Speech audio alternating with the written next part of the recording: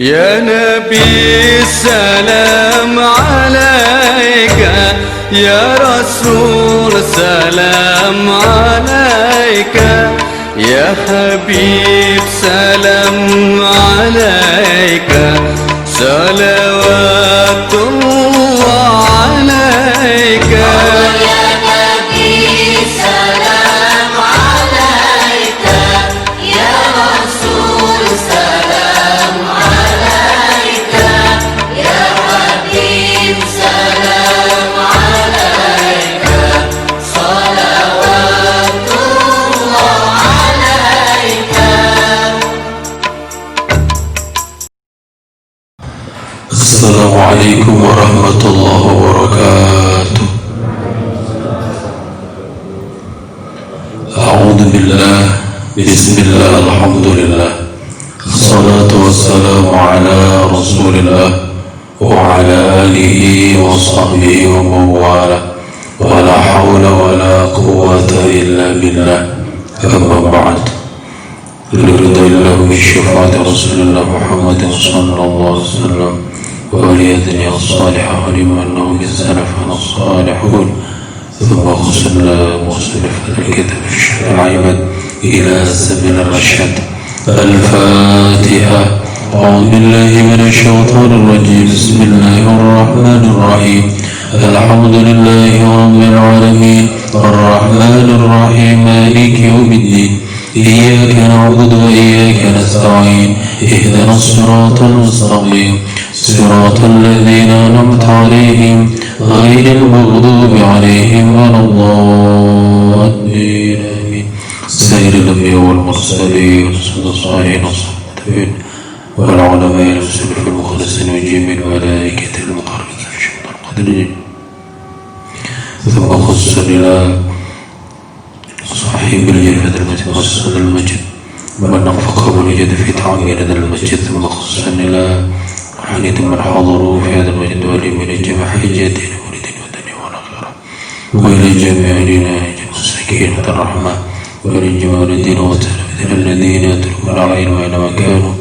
صلى الله تعالى وعلى بارك الله وجعلهم على الصالحين والصالحات. الفاتحة. أعوذ بالله من الشيطان الرجيم. بسم الله الرحمن الرحيم. الحمد لله رب العالمين، الرحمن الرحيم، مالك يوم الدين، إياك نعبد وإياك نستعين، اهدنا الصراط المستقيم، صراط الذين أنعمت عليهم غير المغضوب عليهم ولا الضالين. رب اغفر لي ولوالدي وللمؤمنين آمين يا رب العالمين.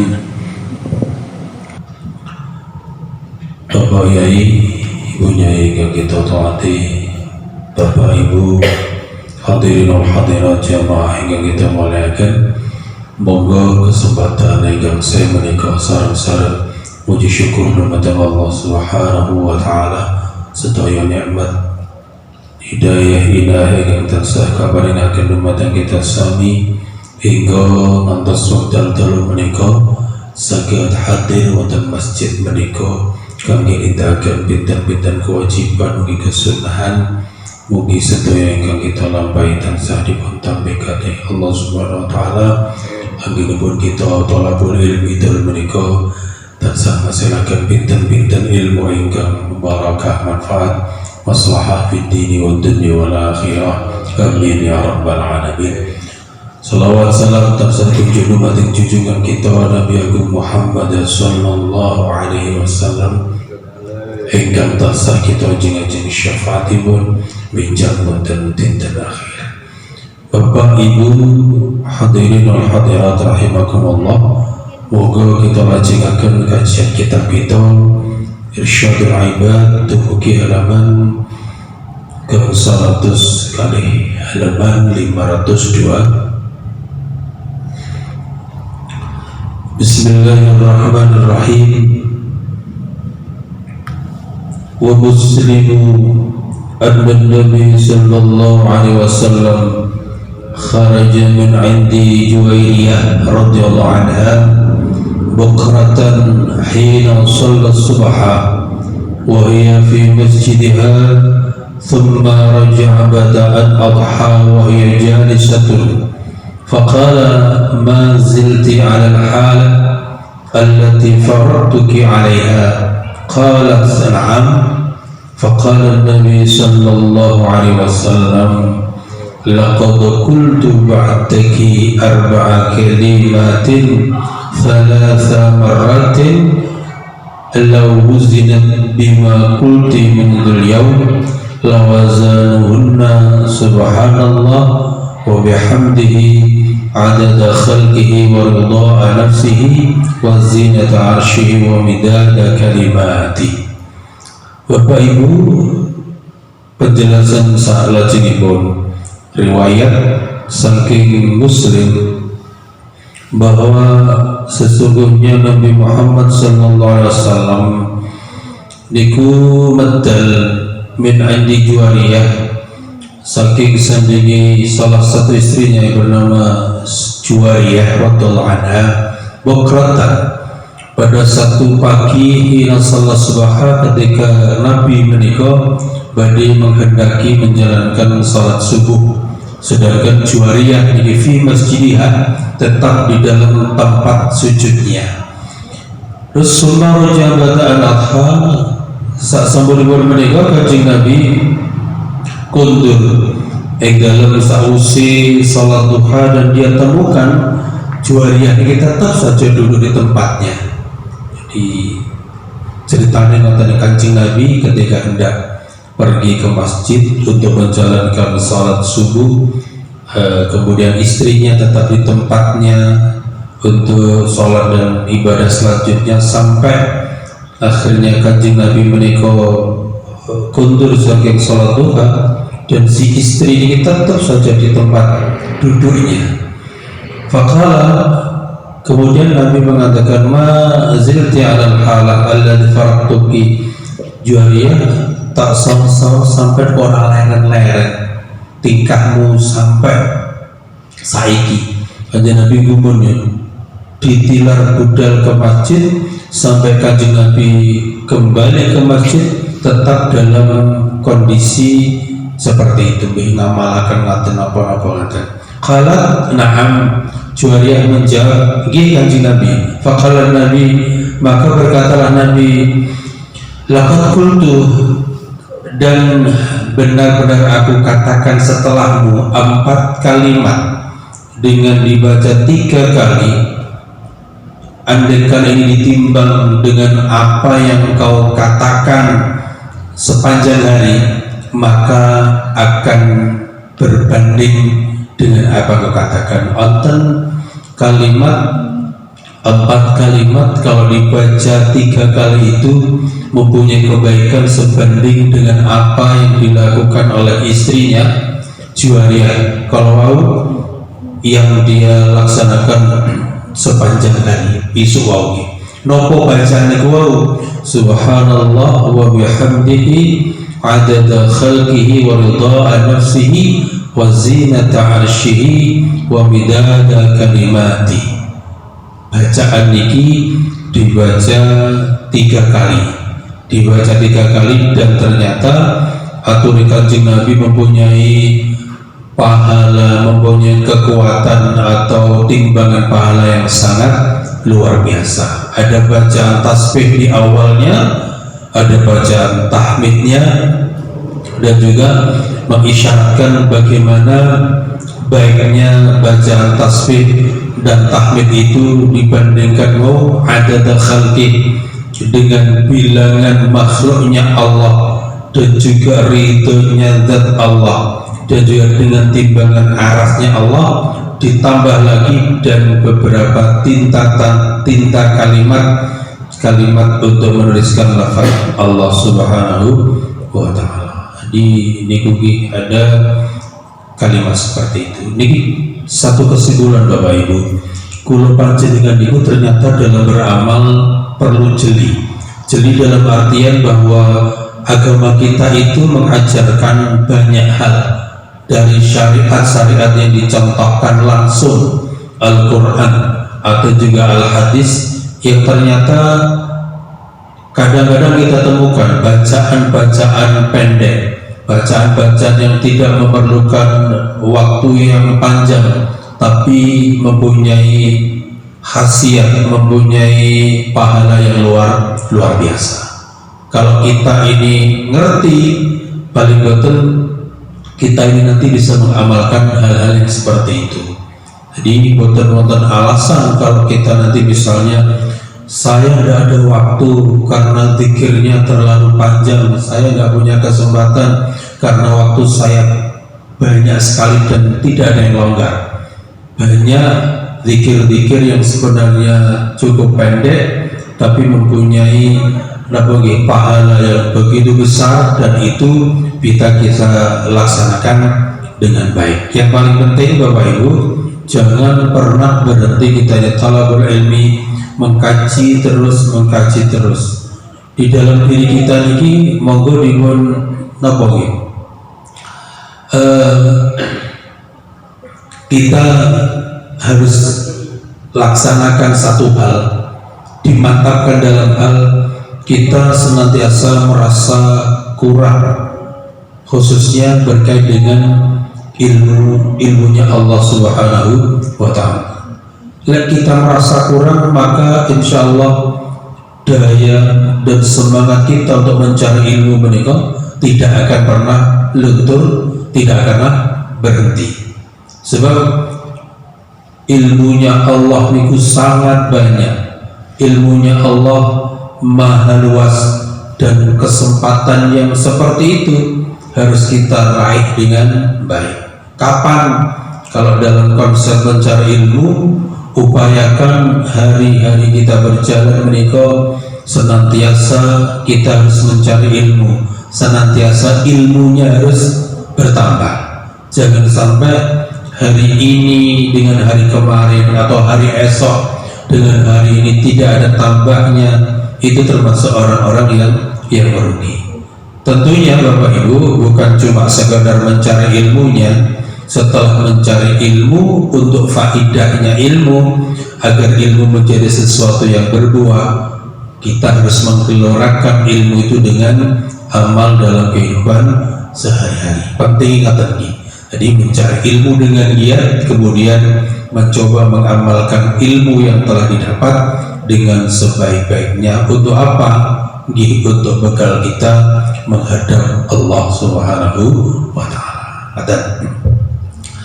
Wa Tirmidzi an Ali radhiyallahu anhu qala Rasulullah sallallahu alaihi wasallam, ala u'allimuka kalimatin idza anta qultahunna wa 'alayka mithlu 'adati dzurri khataya ghafarallahu lak.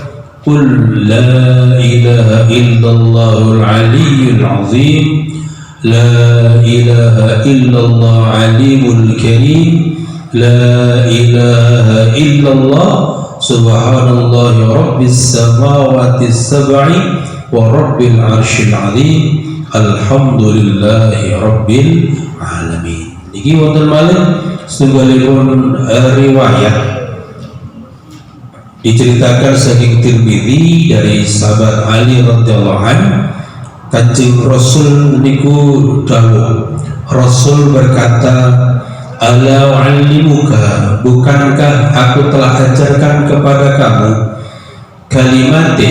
kalimat-kalimat ketika engkau ucapkan kalimat itu dan engkau mempunyai dosa diibaratkan sebanyak semut. Tegeriki dimaknani semut budak, semut yang kecil-kecil ini, semut dalam jumlah yang sangat banyak dari kesalahan-kesalahan. Kata Nabi, ghafarallahu laka. Niki terus akhir pun Allah akan mengampuni dosamu. Apa yang harus dibaca? Qul la ilaha illallah. Panjang lagi. La ilaha illallah aliyyul azim, la ilaha illallah al-halimul karim, la ilaha illallah subhanallah rabbis samawati sab'i wa rabbil 'arsyil 'azim, alhamdulillahi rabbil alamin. Menawi kita masih agak asing dengan doa-doa seperti ini, tapi paling betul ini menjadi khazanah ilmu menawi panjenengan menginginkan menghafalkan atau dibuat doa sehari-hari, monggo bisa. Wa huwa Ahmad wal Hakim an qala Rasulullah sallallahu alaihi wasallam ala u'allimuka kalimatin law kana 'alaika mithlu jabal thabir daynan adhhaballahu 'anka qul allahumma kfini bihalalika an haramika waghnini bifadlika 'amman siwaka. Masih dari hadis Tirmidzi, dari Ahmad, dari Hakim, Rasulullah bersabda, "Ala u'allimuka, bukankah aku telah mengajarkan kepada kamu kalimat-kalimat law kana 'alaika mithlu jabali thabir daynan, andaikan engkau punya hutang misalkan gunung Thabir." Kita bayangkan kalau gunung enggak besar tinggi, gunungnya gede, utangnya akeh, azhaballah, maka Allah akan menghilangkan hutang-hutang darimu.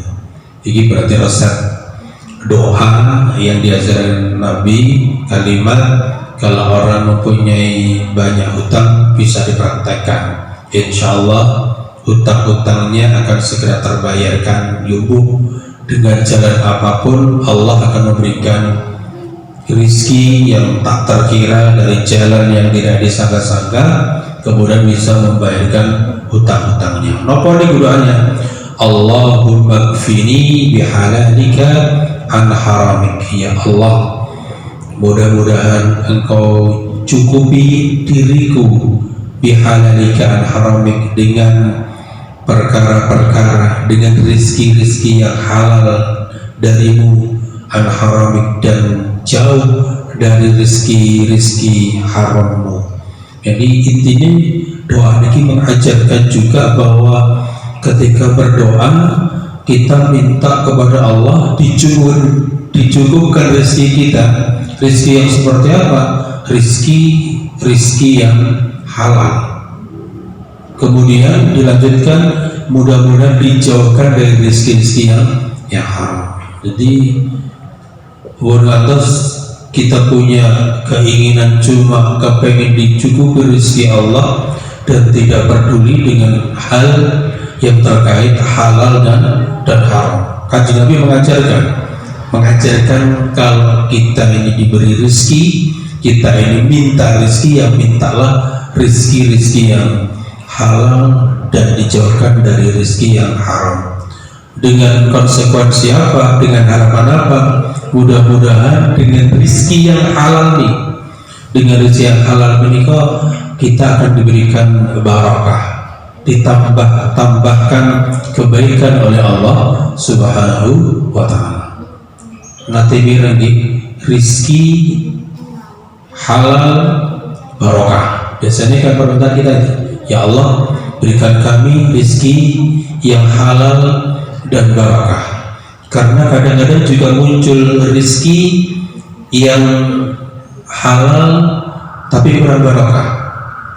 Apalagi ada rezeki yang haram, kita yakin itu rezeki yang tidak barakah karena tidak ada kebaikan di dalamnya. Kebaikan yang seperti apa Bapak Ibu? Mestinya kalau dilihat dari konsep ini, dengan tambahnya kebaikan, maka dengan rezeki yang dikarenakan Allah itu akan semakin menambah kebaikan orang yang diberikan rezeki oleh Allah. Satu contoh, kalau kita diberi rezeki oleh Allah, rezeki yang halal, rezeki yang barakah, maka rezeki ini rezeki yang semakin memudahkan kita untuk senantiasa mendekat kepada Allah, senantiasa taat kepada Allah, senantiasa mudah untuk hablum minallah, membangun hubungan dengan Allah dan juga membangun hubungan dengan manusia. Kalau ini kita kembangkan Bapak Ibu, maka mestinya rizki-rizki yang kita dapatkan kemudian mestinya ini mendekatkan dan merekatkan diri kita dengan antar sesama niki kita berdoa mudah-mudahan kita tidak dikasih oleh Allah rizki yang justru semakin menjauhkan diri kita dengan manusia, terlebih dengan keluarga kita sendiri. Ada orang yang dikasih rizki oleh Allah tapi justru hubungannya dengan manusia tidak tambah baik, malah tambah buruk. Rizkinya semakin banyak tapi kenapa justru dengan keluarganya sendiri kalian dulu dewi gak tambah akur malah tambah tukaran? Ada buat ini? Ada.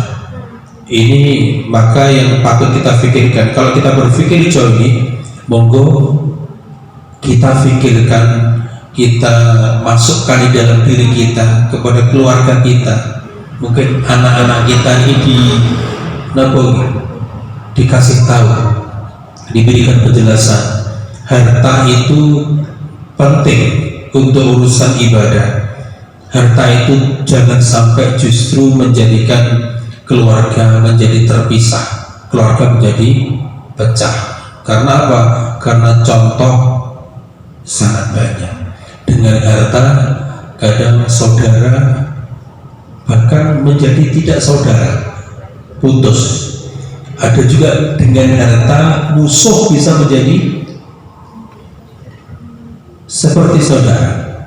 Ini semua inilah. Terus lagi pun waghnini bifadlika amman siwaka, ya Allah, semoga engkau berikan kecukupan kepadaku dengan anugerahmu amman siwaka, jauh dari orang-orang selainmu. Jadi intinya kita ini hanya berharap kepada Allah Subhanahu wa ta'ala. Berharap itu kalau cuma kepada Allah adalah pengharapan yang betul-betul sangat-sangat memuaskan hati. Kalau berharap pada manusia, ngerti PHP Bapak Ibu, ngertos PHP. Seringkali manusia itu ada yang pemberi harapan palsu. Kalau kita berharapnya lebih kepada manusia, mungkin satu saat kita akan dikecewakan oleh manusia itu. Tapi harapan kita cuma pada Allah, yakinlah Allah akan memberikan kita yang baik, bahkan yang terbaik. Karena Allah As-Samad, Allah adalah tempat kita bergantung. Allah Ar-Razik, Allah adalah yang maha pemberi rizki. Allah Al-Qadir, Allah yang maha kuasa. Dan semua kebaikan-kebaikan Allah sesuai dengan asma Allah di dalam Asmaul Husna harus kita yakin. Wasaykhani man qala la ilaha illallah wahdahu la syarika lah, lahul mulku wa lahul hamd wa huwa ala kulli syai'in qadir, fi yawmin mi'ata marratin kanat lahu idlu ashri riqabin wa qudibat lahu mi'atu hasanatin wa muhiyat anhu mi'atu sayatin wa kanat lahu hirzan minasyaitan yawmahu dhalika hatta yumsiya wa lam yadahadun adhala mimman ja'a bihi illa rajulun amila akthar minhu. Dalam riwayat yang lain diceritakan dari Syekhani Bukhari Muslim, barang siapa yang mengucapkan kalimat la ilaha illallah la syarika lahul mulku wa lahul hamd wa huwa ala kulli syai'in qadir. Niki kalimat yang sudah familiar, sering kali kita baca ketika ba'da sholat. Tentunya kalau ini diajarkan seperti ini bukan cuma ba'da sholat di kapanpun, karena judul kita kemarin adalah zikir-zikir yang tidak dibatasi oleh waktu-waktu tertentu, dibaca kapan baca? Fi yaumin mi'ata marrah, dalam satu hari 100 kali. Kalau kita pulau panjenengan kira-kira mau iki belum sampai 100 kali, karena kalau dalam sholat ini biasanya ba'da sholat cuma dibaca 3 kali. 3 kali lah sholatnya ping 5 lah berarti cuma 15 kali, kurang 85 kali. Kira ngomong hitungan 100 nih, kita masih 15 kali baca potongan bacaan ba'da salat niki. Lah kebaikannya seperti apa kalau dibaca 100 kali bacaan itu, maka kalimat itu akan bandingi dengan memerdekakan 10 budak. Pahalanya seperti orang yang memerdekakan budak sebanyak 10, kemudian dituliskan baginya 100 kebaikan dan kemudian dilebur dosa-dosanya 100 kejelekan. 100 kebaikan disiapkan dicatat oleh Allah, 100 kejelekan dihapus oleh Allah. Wa kana lahu khirzan minasyaitan, dan kalimat ini juga bisa menjadi penolak dari syaitan. Bacaan ini bisa menjadi tolak bala kita dari godaan syaitan pada hari itu hatta yumsiya, sampai sore hari.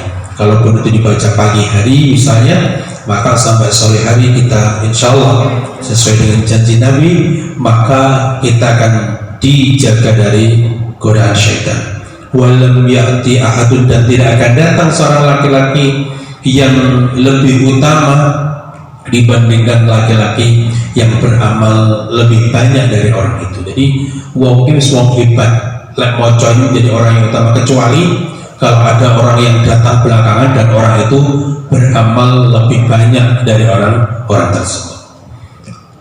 Wal khatib wa Abu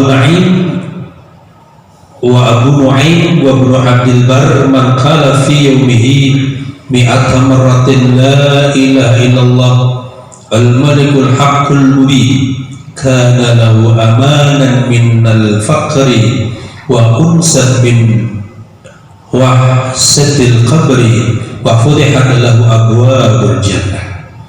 Diceritakan dari khatib, dari Abu Nu'aim, dari Ibnu Abdul Barr, barang siapa yang mengucapkan di dalam harinya 100 kali bacaan la ilaha illallah al-malikul haqqul mubin, niki jenengan nate mirengi dibaca kapan biasanya? Datuk di tahlil, atau kadang-kadang ketika orang yang meninggal jenazah akan diberangkatkan, salah satu lafadznya ada yang niki nanti lagi ya amudin kepositan atau nikor. Apa faedahnya? Ternyata bagi orang yang mengucapkan doa itu, Allah akan memberikan amanah, diberikan keamanan dari sifat fakir, diamankan dari sifat fakir. Jadi kudu percaya diri bahwa Allah akan hilangkan kefakiran dengan bacaan itu, wa unsan min wahsyatil qabri, dan diberikan ketenangan, ketentraman dari rasa takutnya di dalam kubur. Gersaknya itu apa nih? Wahsyah, kekhawatiran di dalam kubur. Makanya bacaan ini dibaca paling boten di lecoran jenengan waos ba'da tahlil atau tahlil ya paling boten di sing maca mangke diberikan rasa tenang ketika nanti di dalam kubur, atau orang-orang yang kita doakan ila hadrati tadi itu diberikan ketenangan dalam kubur. Kalau di dalam pemberangkatan jenazah, mudah-mudahan jenazah yang diberangkatkan itu kan la ilaha illallah la ilaha illallah la ilaha illallah Muhammad Rasulullah niki, itu harapannya adalah mereka yang waktu itu segera menuju rumah barunya akan diberikan ketenangan ketika nanti di dalam kuburnya. Ngertos noboten ngomongnya tenang ayam noboten, kita yang hidup mungkin tidak akan ngerti. Resepnya banyak. Kanjeng Nabi dawuh macam-macam wong lek pengen oleh ketenangan yang kubur, oleh padangnya kubur, diwaosne niki-niki. Sing ngrasane sing kubur, lah sing ning jobone kubur iki ngertos noboten? Boten. Diomongi neng kono padang kubure diomongi kadang entai wong dilebur kuburan padang ngene akale ning di malah nolak nih wong jenenge di lebok neng tanah padang.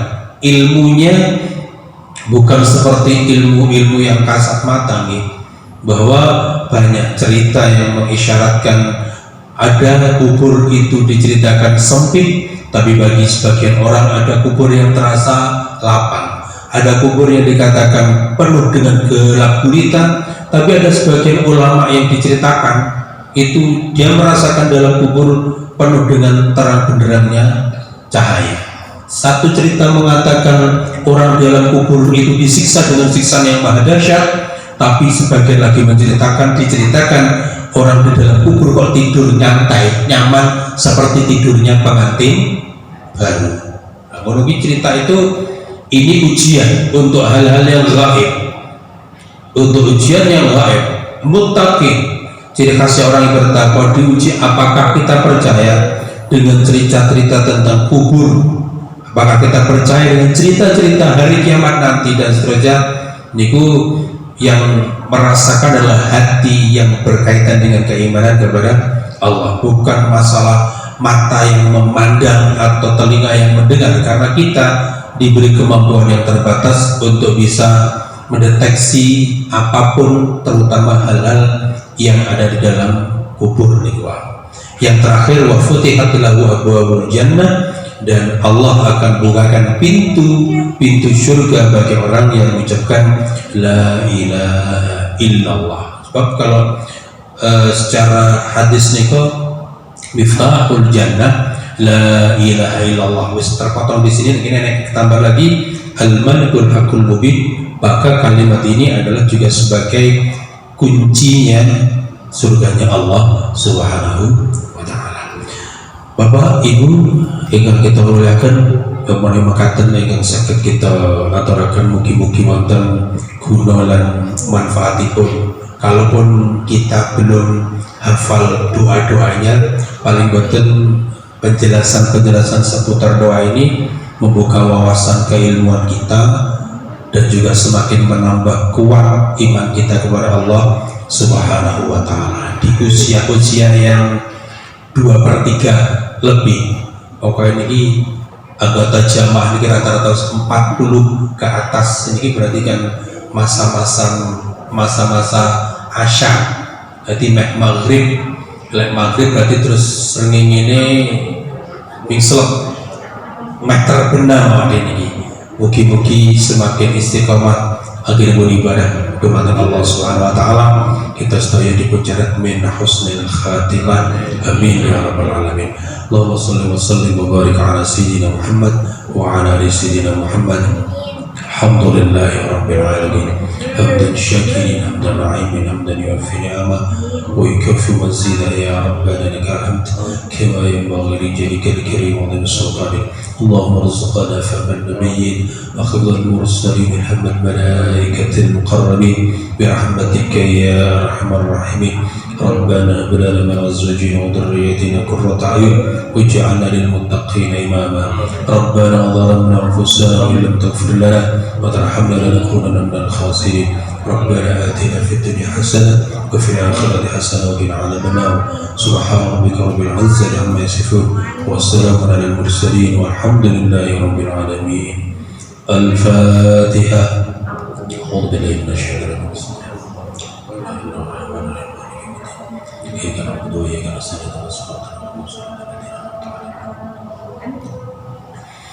مولاي صل وسلم دائما أبدا على حبيبك خير الخلق كلهم. هو الحبيب الذي ترجى شفاعته لكل هول من الأهوال مقتحم. يا رب بالمصطفى بلغ مقاصدنا واغفر لنا ما مضى يا واسع الكرم. صلى الله ربنا على نور المؤمن أحمد المصطفى سيد المرسلين وعلى آله وصحبه أجمعين وعلى آله وصحبه أجمعين. Hadanallahu wa iyyakum ajma'in wa minkum. Allahumma waffiq lakum thariq. Wassalamualaikum warahmatullahi wabarakatuh.